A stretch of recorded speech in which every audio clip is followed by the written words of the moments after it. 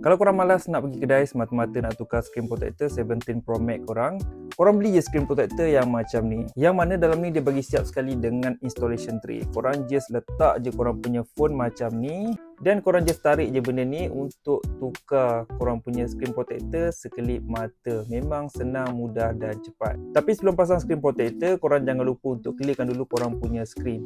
Dan nak clearkan korang punya screen pun tak susah sebabnya dia dah bagi siap dah patch installation and cleaning kit ni. So korang just guna cuci korang punya screen, dia ada dry dan juga wet, dan kemudian korang boleh guna dia punya dust remover untuk hilangkan habuk-habuk yang kecil yang melekat-lekat macam ni lah. Selepas dah betul-betul clear, barulah korang apply installation tray ni dekat phone korang. Memang sangat mudah dan very straightforward, dan ada beberapa option yang korang boleh pilih dekat sini, sama ada korang nak privacy mode ataupun matte. Seterusnya korang boleh pilih ikut jenis model IP yang korang pakai daripada X sampailah 17 Pro Max.